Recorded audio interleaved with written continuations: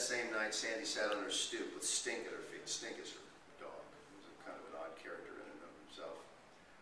Sandy sat on her stoop with Stink at her feet. She sipped wine from her green mug and thought about her story. She thought about Vernon when he was part of a roofing crew, scooting around the roof of the hospital the first time she saw him. She thought about Vernon mashing the red-haired man's head on the bar top the last time she saw him as a free man. She thought of Vernon, alone and abandoned in the middle of the stream. She thought of the box of letters faithfully written, unanswered, and jammed into a trash can full of fast food wrappers. She thought of herself alone on the bank of a river, a fly rod in her hand. She thought of herself here on this stoop, the insect-loud night, with a tick-scarred dog at her feet. What part of her life was her story? What portions of her 32 years merited the telling of it now? Should she tell it to Keith? Why? Because he had spilled his guts, was she obliged to do the same? Did she want to tell him, of all people, the story she had never told fully to anyone? She had told Margie, but she had told her only the outside of the story.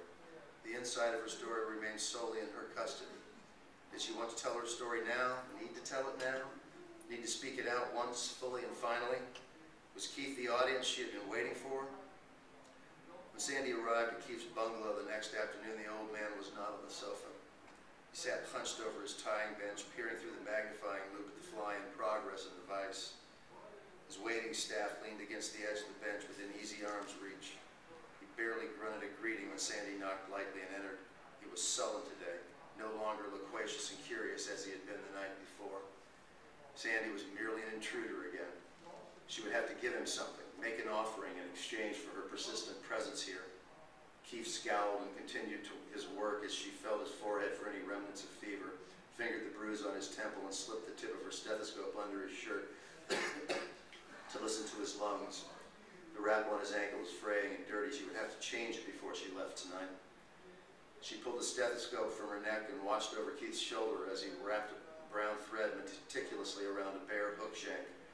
Keith seemed to ignore her, intent on the fly beginning to form under the lighted magnifier. But Sandy could feel his back tense, a stiff barricade to her hovering presence behind him. It was time to talk. She laid her stethoscope on the coffee table and sank into the armchair. She ran her eyes over the sickbed items on the table. Keith had made himself a cup of coffee, but she said nothing. Leaning back into the chair, she looked at Keith's rigid back and spoke. My ex-husband's been in prison for the last 7 years, but he's getting out in a couple weeks. I guess that's a lot of why I'm here now. Keith looked up from his work, turned to Sandy and met her eyes. They held each other's gaze for a moment, then Keith turned back to the fly in his vise. Keith worked and listened as Sandy spoke, and her story took a shape for him beyond her words, shimmered and swelled to life before his eyes alongside the fly, taking shape under the touch of his nimble fingers. Slowly, imperceptibly, Keith's back relaxed and his fingers grew more supple as he wound thread into place around the hook shank in rhythm with the pace of Sandy's voice.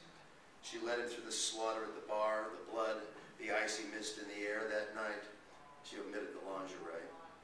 Keith shifted to a different color thread, and Sandy turned to what she could recall of the trial, the temporary vacuum in the little house in Dalton's Ferry, the first prison visits, the mountains surrounding the prison, the tackle box, her earring.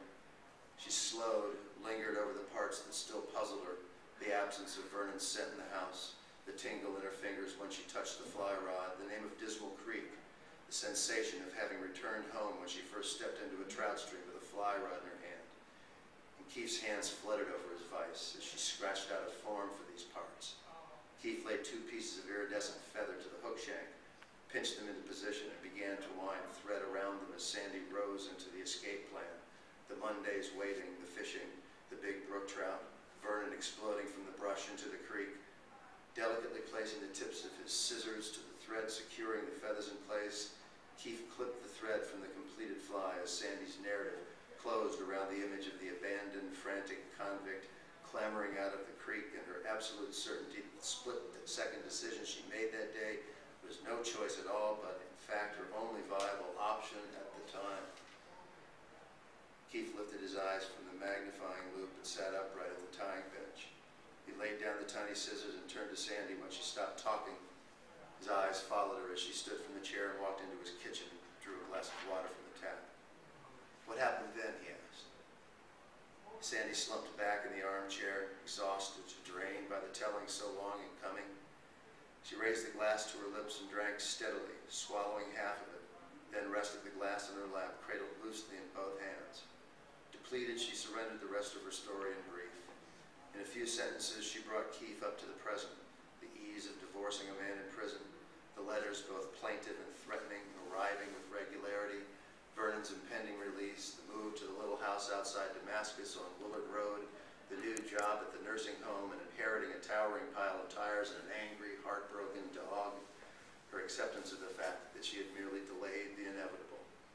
Sandy finished the glass of water and turned her face to the dark window behind the sofa. I just couldn't think to do anything else. I thought I was waiting for him to escape. By the time he got there, he was just a dangerous man coming in between me and a good fish. Keith leaned back in his chair and looked at the urn above his bench. You found a new way to live, a new life, Keith said. And he would have dragged you back into his. You didn't have any other choice.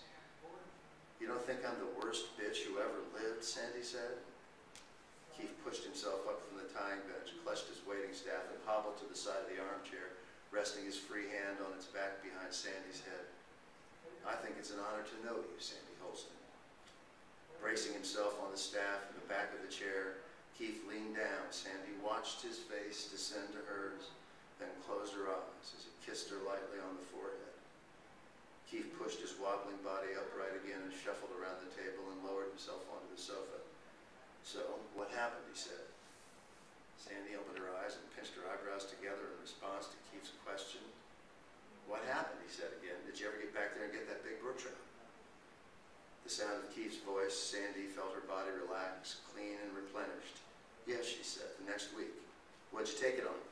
Yellowstone fly. Ah, that'll do it most times. Keith settled back on the sofa, nodding in confirmation. Their eyes met and held one another in mutual understanding. I'd like a cigarette now, please, Keith said. Just one? Later, Sandy said.